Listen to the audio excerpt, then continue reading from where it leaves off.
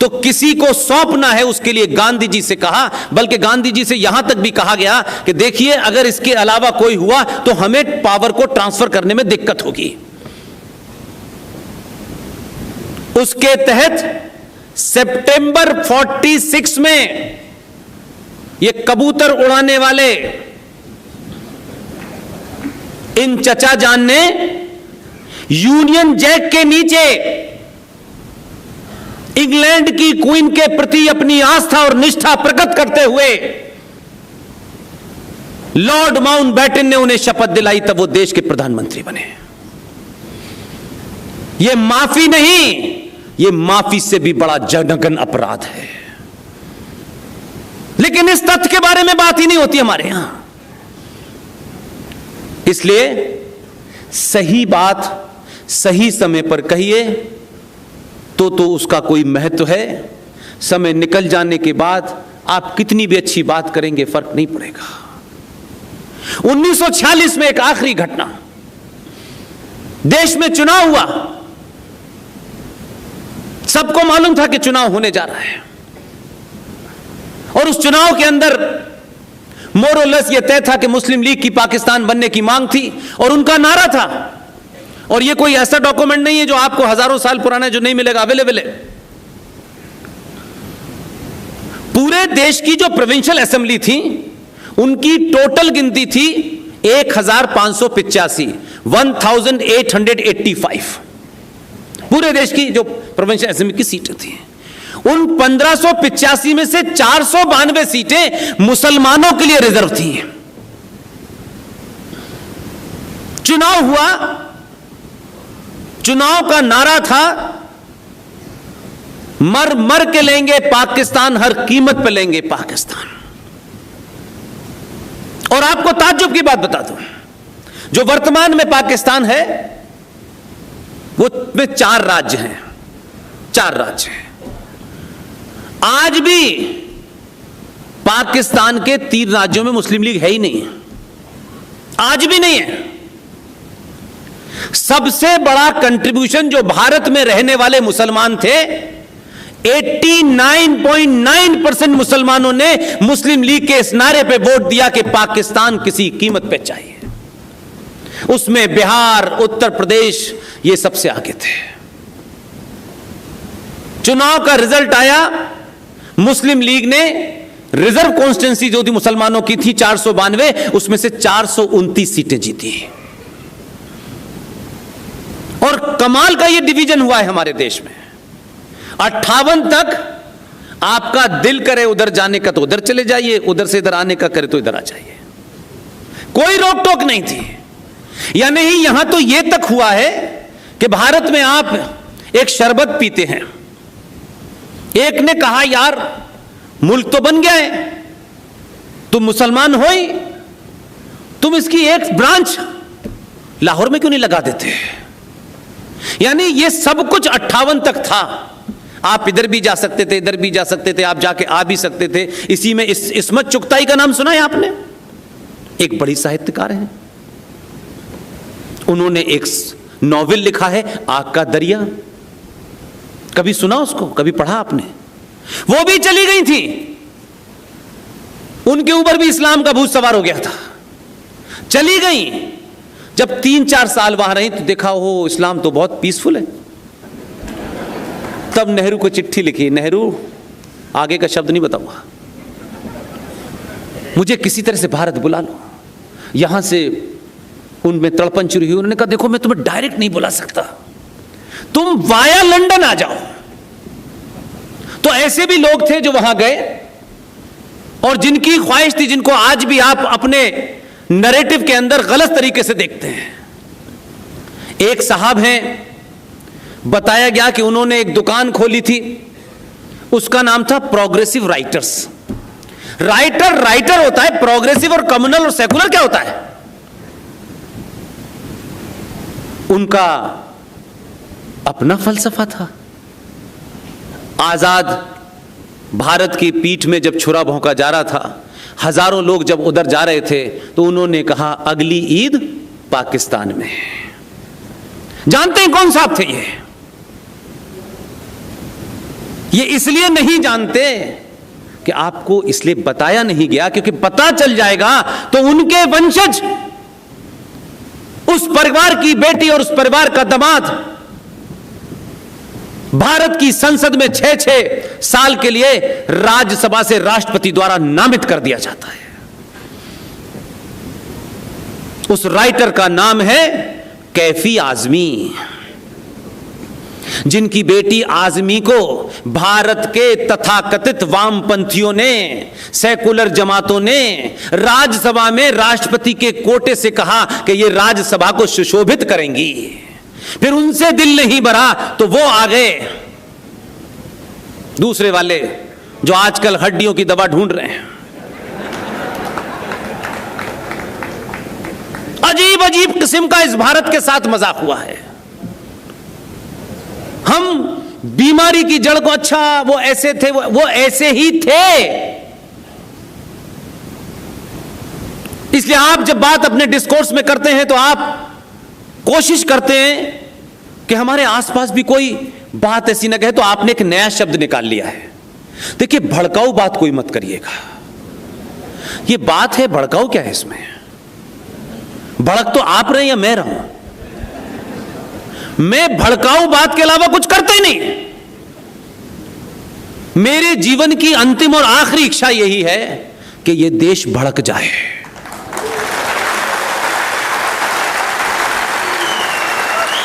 और इसके भड़काने के पीछे कोई सड़कों पे कत्लो गारत करने का एजेंडा नहीं है।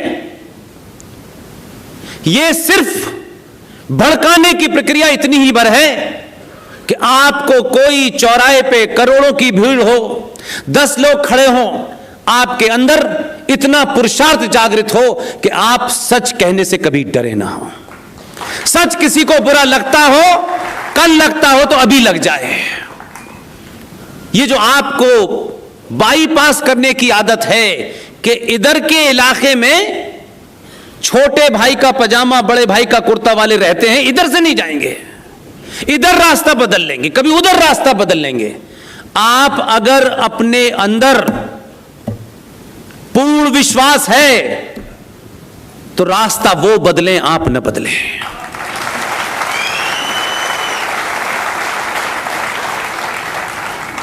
इसलिए हम जिस चौराहे पे खड़े हैं उसमें बड़े सारे हिंदू ठेकेदार जिम्मेदार हैं।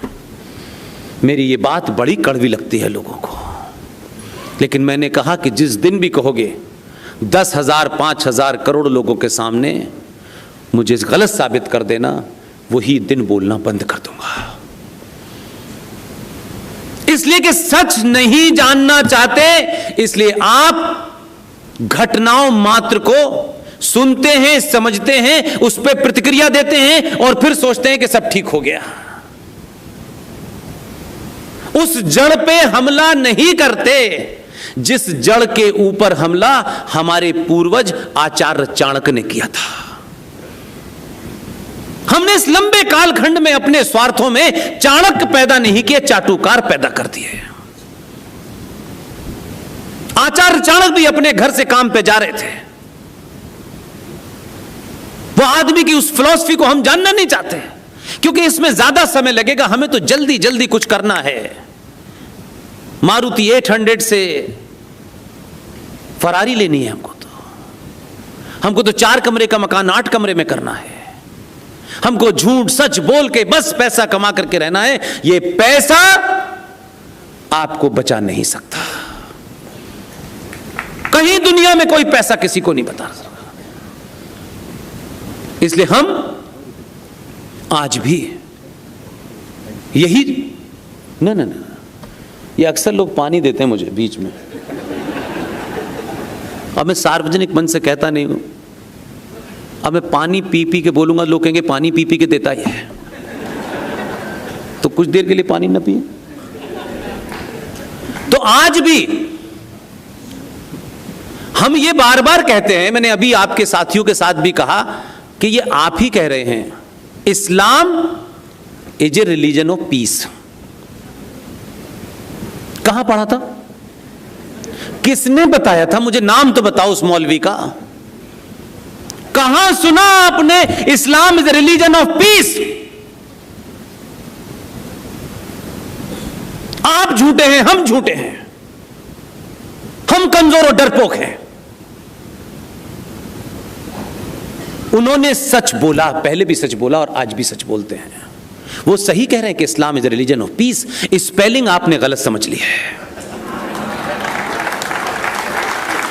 और मैं तथ्यों पे बात कह रहा हूं। आप जानते हैं कि मैं कोई एक शब्द भी मेरे मुंह से कोई ऐसा निकले, हो सकता है कि ह्यूमन एरर तो हो सकती है।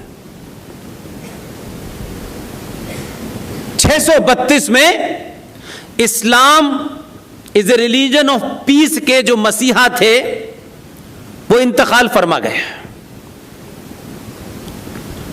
प्रॉफिट मोहम्मद साहब जी, क्योंकि बहुत कुछ लोग भड़क जाते हैं कि उनकी शान में गुस्ताखी हो गई। उनकी शान में गुस्ताखी नहीं करना, क्योंकि उनकी शान ही नहीं थी। प्रॉफिट मोहम्मद साहब अदब के साथ, ताकि लोगों को यह ना लगे कि साहब हमने भड़काया, हम भड़काते नहीं हैं। प्रॉफिट मोहम्मद साहब की जो शादियां हुई, डरिए मत,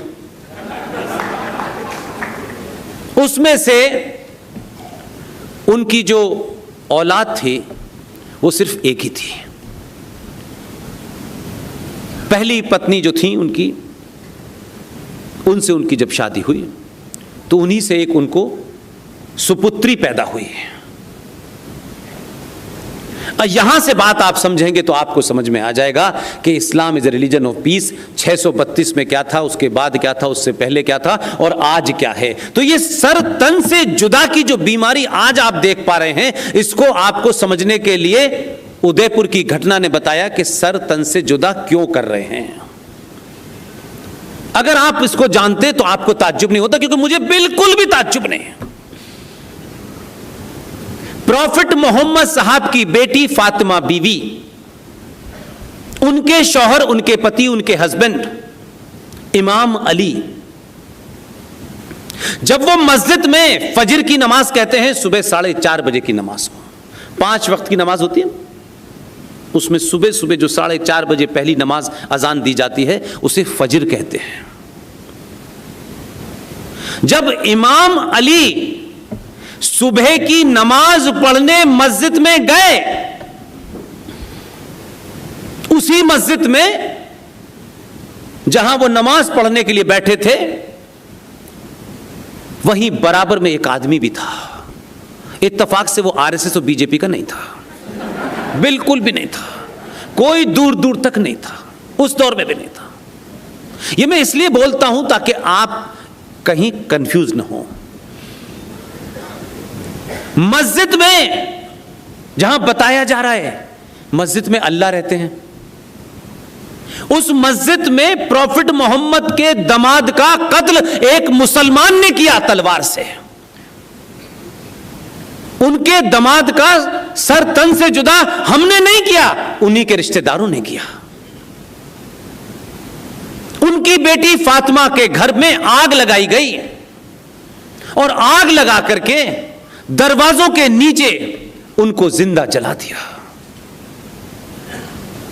उनके बच्चे यानी ही प्रॉफिट मोहम्मद साहब के नवासे यानी फातिमा और अली के बच्चे, 2 बेटे थे, एक का नाम था हसन और दूसरे का नाम था हुसैन। दोनों बच्चों को मुसलमानों ने करबला के मैदान में कलमा पढ़ के गला काटा। आप कह रहे हैं Islam is a religion of peace. तो ये तन सर से जो जुदा हो रहा है, ये तब की परंपरा है। इसलिए इमाम अली जिनको मारा, उनके मानने वाले, उन्हें आप लोग शिया कहते हैं। जिंदा कौमें ऐसे ही होती हैं।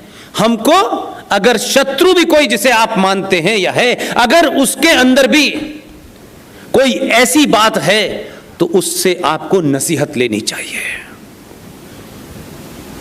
आज उस घटना को एक लंबा समय हो गया, 700-800 साल से ऊपर हो गए, लेकिन आज भी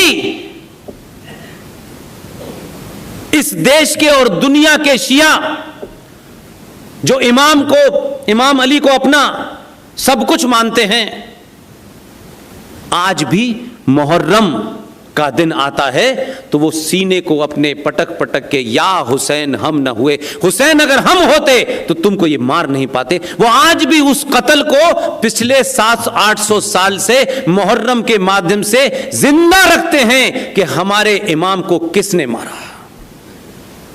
और आप तो 1947 की घटना को भूल करके जिन्होंने कत्ल किया उनके साथ आप भाईचारा ढूंढ रहे हैं। ये गलती आपकी है, हमारी है। हम ये समझते हैं कि कुछ लोग भटक गए हैं, ये जैसे ही आप कहते हैं तो सच के ऊपर पर्दा डालते हैं।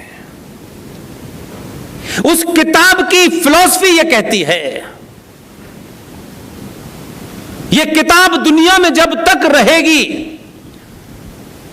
तब तक अमन चैन नहीं रहेगा। क्या ईरान में, इराक में बीजेपी और आरएसएस करा रही थी 10 साल से युद्ध? क्या सीरिया, लीबिया ये सब इस्लामिक देश थे? ये सारे देश कन्वर्ट हुए हैं।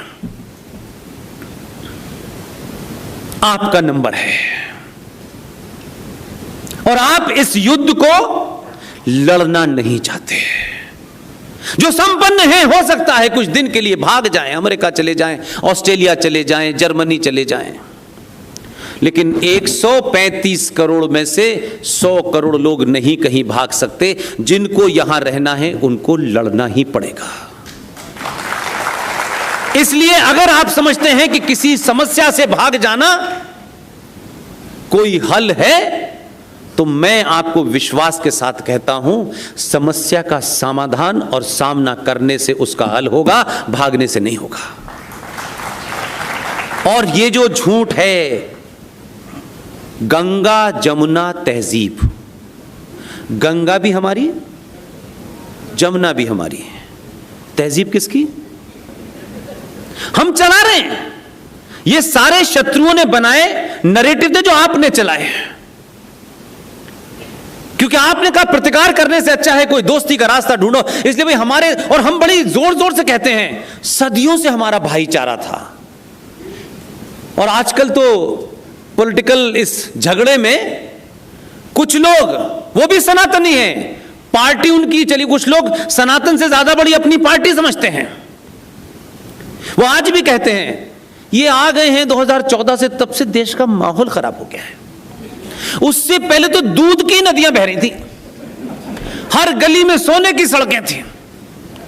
ये आ गए हैं, इसकी वजह से समस्या हो गई है। और इतना भाईचारा था हमारे अंदर, लेकिन पूछो 2014 से पहले भारत के गृह मंत्रालय की रिपोर्ट निकाल के देखो, 3900 हिंदू मुस्लिम दंगे उनके दौर में हुए हैं जो कह रहे थे भाईचारा था। इसलिए आज कम से कम आप जैसे प्रबुद्ध लोगों के बीच में बोलने के बाद यह एहसास तो होता है कि आपको पता चल गया, और आप और पता करना चाहते हैं तो पहले तो आपको पता चला कि इस भाईचारे में भाई कौन है और चारा कौन है। तो कम से कम आप आज मेरे बात को सुनने के लिए, इतने गणमान्य लोग, इतने महत्वपूर्ण लोग मंच पे भी हैं और मंच के नीचे हैं, ये तो समझ गए हैं कि चारे का पता चल गया है, भाई का पता चल गया है, और अब आप भाई का इलाज ढूंढना चाहते हैं। तो पहला परिवर्तन क्या है? आपने पहला परिवर्तन यह किया कि आपने अपना हीरो बदल दिया।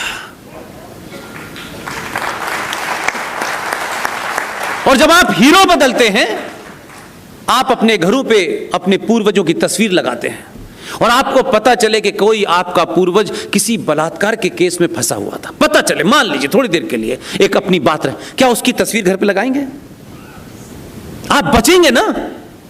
लेकिन आपके पूर्वजों ने जो पुरुषार्थ दिखाया, अगर वो तस्वीर आप लगाते हैं तो इसका मतलब है कि आपको दिन में कितनी बार आप उसकी तरफ देखते हैं, और जब जब देखते हैं, और अगर आपके खानदान में, यहां तो वंशज बैठे हुए हैं पेशवाओं के,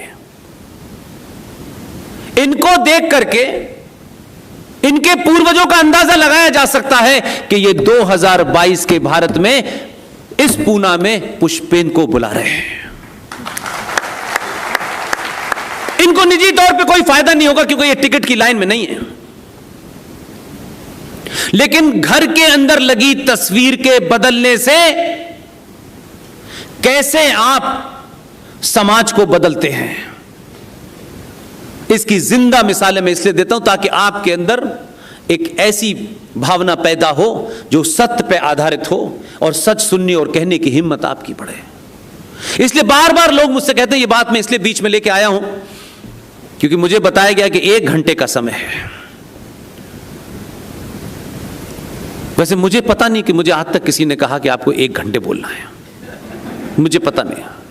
मेरी बात जब खत्म हो जाती है तो मैं खुद ही चुप हो जाता हूं, उसमें कई घंटे लगते हैं क्योंकि मेरे सामने एक चुनौती होती है, और ये मैं अपनी कमजोरी इसलिए सार्वजनिक बताता हूं। मैं इसमें यकीन रखता हूं जो आज है, जो अभी है, जो इसी समय है, यही सच है, कल किसने देखा है। इसलिए अगर यहां लोग बैठे हैं तो मैं ज्यादा से ज्यादा तथ्य रख सकूं, कल पता